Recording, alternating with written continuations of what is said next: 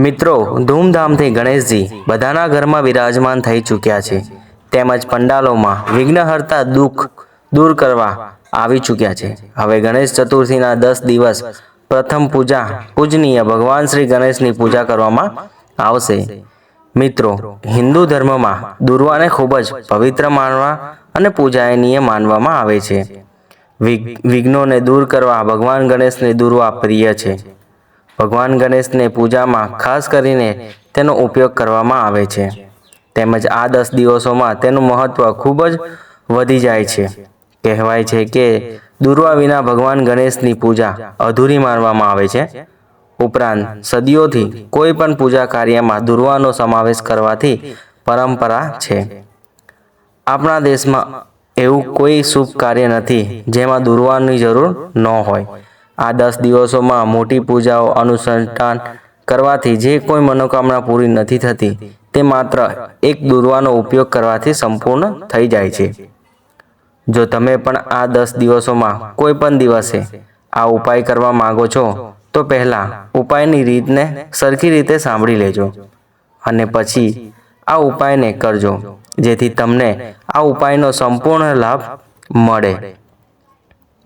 આ ઉપાય વિશે જાણીએ તે પહેલાં આ વિડીયોને લાઈક કરજો, ચેનલને સબસ્ક્રાઈબ કરજો અને કોમેન્ટ બોક્સમાં જય શ્રી ગણેશ જરૂરથી લખજો.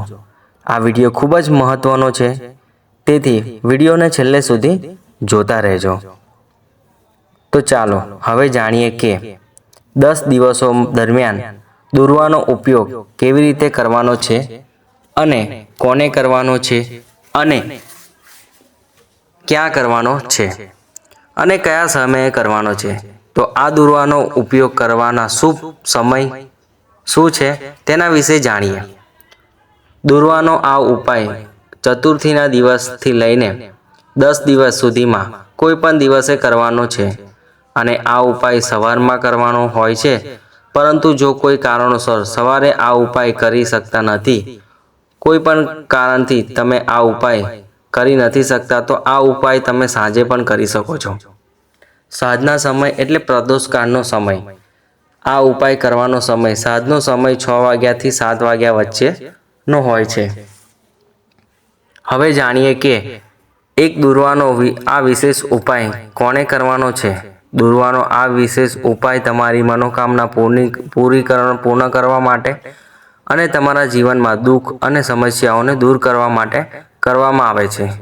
જે વ્યક્તિને પોતાની કોઈ પણ ઈચ્છા યા તો મનોકામના પૂરી કરવી હોય તે આ ઉપાય અચૂકપણે કરી શકે છે. ભગવાન ગણેશને તેમના બધા જ વિઘ્નોને પળભરમાં દૂર કરી દે છે.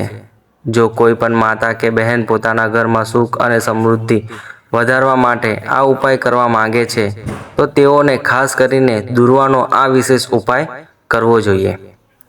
પરંતુ પોતાની કોઈ પણ મનોકામના પૂર્ણ કરવા માટે આ ઉપાય કોઈ પણ વ્યક્તિ કરી શકે છે, પછી ભલે તે વૃદ્ધ હોય કે નાના બાળક હોય. જે વ્યક્તિ આ એક દુર્વાનો વિશેષ ઉપાય કરવો હોય આ 10 દિવસોમાં કોઈ પણ દિવસે કરી શકે છે, અથવા તો બુધવારના દિવસે પણ કરી શકાય છે, કેમ કે ગણેશજીનો પ્રિય દિવસ બુધવાર છે. આ વિશેષ ઉપાયનું પરિણામ તમને ભવિષ્યમાં ચોક્કસ મળે છે. દુર્વાનો ઉપયોગમાં છેલ્લા ઉપાય ખૂબ જ અગત્યનો છે, તેથી એક પણ ઉપાય સાંભળવાનું ચૂકશો નહીં, નહીંતર તમને આ ઉપાયનું કોઈ પણ પરિણામ નહીં મળે. મિત્રો, આ ઉપાય કરવા માટે તમારે સૌથી પહેલાં દુર્વાને એકઠું કરવું પડશે. પરંતુ ધ્યાન રાખજો કે દુર્વા અર્પણ કરવા માટે દુર્વા ઘાસને સ્વસ્થ જગ્યાએ તોડી જ લેવું જોઈએ. કોઈ પણ જગ્યાએથી દુર્વા લેવાથી આ ઉપાયનું કોઈ પણ શુભ પરિણામ મળતું નથી. દુર્વા ઘાસ મેદાનમાં સરળતા રીતે મળી જાય છે. આ ઘાસ મોટે ભાગે ખેતરોમાં અથવા તો રસ્તાની બાજુમાં જોવા મળે છે. તેનો રંગ આછો લીલો છે, તેથી કોઈ સ્વચ્છ જગ્યાએથી સારી રીતે દુર્વાને એકઠું કરવાનું છે. આપણે આપણા જીવનમાં તમામ મુશ્કેલીઓ, દુઃખ અને દરિદ્રતાને દૂર કરવા માટે, ગણેશજીને પ્રસન્ન કરવા માટે, ગણેશજીની સાચા હૃદય અને મનમાં શ્રદ્ધા રાખીને આ દુર્વાનો વિશેષ ઉપાય કરવામાં આવે છે. વિઘ્નહર્તા આપણા જીવનમાં તમામ વિઘ્નો દૂર કરશે અને આપને અને આપના પરિવારને ધન, સુખ અને સમૃદ્ધિ પ્રદાન કરશે. મિત્રો, ચતુર્થી પછી આ 10 દિવસોમાં જ્યારે પણ તમે આ ઉપાય કરવાના છો ત્યારે તમારે વહેલા ઉઠીને સ્નાન કરવાનું છે. ત્યારબાદ ઘરના દેવલોય કે શ્રી ગણેશ મંદિરમાં જવાનું છે. જે તમને તે દિવસે કોઈ પણ કારણોસર મંદિરમાં નથી જઈ શકતા તો તમે આ ઉપાય ઘરે પણ કરી શકો છો. તમારે આ ઉપાય કરવામાં માટે કોઈ તમારા ઘરના મંદિરમાં ગણેશજીની પ્રતિમા સામે એક પાનના પત્તા પર સિંદૂર કે ઘી મિક્સ કરવાનું છે. ત્યારબાદ તે જગ્યાએ કુમકુમથી રંગાયેલા ચોખાથી સ્વસ્તિક કરવા બનવાનું છે. હવે પછી તેના પર લાલ નાળા હળીમાં એક સોપારી લપેટીને મૂકવાની છે. તે જાણતા હશો કે સોપારીને શ્રી ગણેશનું જ એક સ્વરૂપ માનવામાં આવે છે. તેથી હવે આ સોપારીની પૂજા કરવાની છે. હવે તમારે સૌ પ્રથમ ગણેશજીના મનમાં સ્મરણ કરવાનું છે. તમારે આંખ બંધ કરીને ભગવાન ગણેશનું ધ્યાન કરવાનું છે.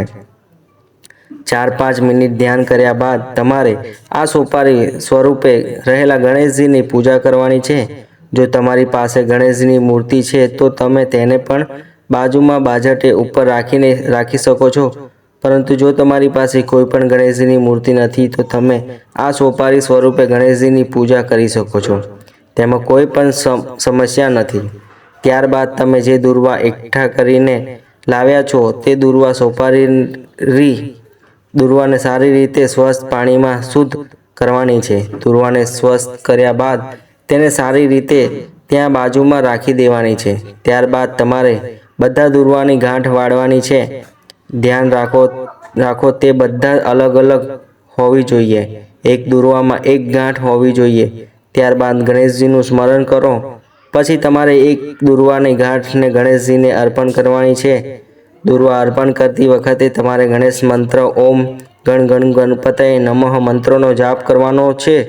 ત્યારબાદ આ રીતે બીજી દુર્વા ગણેશજીને અર્પણ કરવાની છે. તે દુર્વા અર્પણ કરવાની છે. સાથે સાથે તમે દરેક વખતે ઓમ ગણ ગણપતયનો નમઃ મંત્રનો જાપ શરૂથી કરવાનો છે. આ રીતે તમારે બધી દુર્વા ગણેશજીને અર્પણ કરવાના છે. હવે તમારે ગણેશજીની આરતી ઉતારવાની છે અને તમારી બધી જ મનોકામનાઓ તમારા મનમાં સ્મરણ કરવાની છે. આ ઉપાય કરવાથી ગણેશજીના તમામ પર ખૂબ જ પ્રસન્ન થશે. તમારા ઘરમાં સુખ અને સમૃદ્ધિ પ્રદાન કરશે અને તમારી બધી જ મનોકામનાઓ જલ્દીથી પૂર્ણ થશે. પૂજાના સંપન્ન થઈ ગયા પછી તમારે આ દુર્વા કોઈ પણ ગાયને ખવડાવી દેવાની રહેશે અથવા તો તમે તેને નદીમાં પણ પ્રવાહિત કરી શકો છો. હવે બીજો ઉપાય સોપારીનો કરવાનો છે. જો તમારા ઘરમાં પૈસા ના ટકતા હોય, ધનને લીધે પતિ પત્ની વચ્ચે હંમેશા ઝઘડાઓ અને પરિવારમાં અશાંતિ રહેતી હોય અને ઘરમાં ખૂબ જ મુશ્કેલીઓ હોય તો આ ઉપાય જરૂરથી કરવો જોઈએ. ગણેશ ચતુર્થીના દિવસ પછીના કોઈ પણ દિવસોમાં જો પણ આ દિવસે આ ઉપાય કરવો છો તે દિવસે તમારે તમારા ઘરમાં મંદિરમાં એક પીળું કપડું લેવાનું છે અને તેમાં એક સોપારી મૂકવાની છે. સોપારી પર કંકુ લગાવીને ગણપતિનું ધ્યાન કરવાનું છે અને મનમાં ગણ ગણ ગણપતયે મંત્રનો જાપ કરવાનો છે. પછી તમારે કપડાને લપેટીને તિજોરીમાં મૂકી દેવાનું છે અને ગણેશજીને સાચા હૃદયથી પ્રાર્થના કરવાની છે કે આ ઉપાય કરવાથી તમારા ઘરમાં માતા લક્ષ્મીજી પધારે. મિત્રો, હવે છેલ્લો અને સૌથી મહત્વનો ઉપાય જાણીએ તો તમે ગણેશ ચતુર્થીના દિવસે કોઈ પણ સારી જગ્યાએ દુર્વા એકત્રિત કરવાની છે. ધ્યાન રાખજો કે દુર્વા કોઈ ખરાબ જગ્યાએથી ન લેવી. પછી તમારે તે દુર્વા તમારા ઘરે લાવવાની છે અને એને શુદ્ધ પાણીમાં ધોઈ લેવાની છે. પછી તેમાંથી 22 દુર્વા અલગ અલગ કરીને દેવાની છે. તેમાંથી 21 દુર્વાના ગાંઠ બાંધવાની છે અને એક દુર્વામાં ગાંઠ નથી બાંધવાની. તેને તમારી સાથે રાખવાની રહેશે. ત્યારબાદ તમારે આ 22 દુર્વા ગણેશજીને તેમના મસ્તક ઉપર અર્પણ કરવાની છે અને ત્યારે ગણેશજીના સ્થાન પર રાખી દેવાની છે. ત્યારબાદ તેમના આ દુર્વા જે ગાંઠ નથી વાળેલી તે દુર્વાને તમારે ઘરના મંદિરમાં વાસણમાં મૂકીને તેમાં દુર્વા વાવી દેવાની છે. આ રીતે ઘરના મંદિરમાં ઉગાડેલી આ દુર્વાને ખૂબ જ શુભ માનવામાં આવે છે આ દુર્વા તમને ભગવાન ગણપતિ અને માતા પાર્વતીને પણ અર્પણ કરી શકો છો. જો કોઈ કારણસર આ દુર્વા સુકાઈ જાય તો તેને જગ્યાએ નવી દુર્વા જરૂરથી લગાવવી જોઈએ. તમારે આ દુર્વાનું ધ્યાન રાખવાનું છે કે તુલસીની સાથે દુર્વાને પણ પૂજા કરવાની છે અને તમારે તે વાસણને આસપાસ સ્વચ્છતા રાખવાની છે. આ ઉપાય કરવાથી ભગવાન ગણેશ ખૂબ જ પ્રસન્ન થાય છે. ઘરમાં સુખ શાંતિ અને માતા પાર્વતીની પણ તમારા પર અને તેમના આશીર્વાદ વરસાવે છે. તો મિત્રો, આ વિડીયો વધુમાં વધુ શેર કરજો. ચેનલ પર નવા હોય તો ચેનલને સબસ્ક્રાઈબ જરૂરથી કરજો. કોમેન્ટ બોક્સમાં જય શ્રી ગણેશ જરૂર લખજો. નમસ્કાર મિત્રો, મળીએ છીએ નવા વિડીયો સાથે.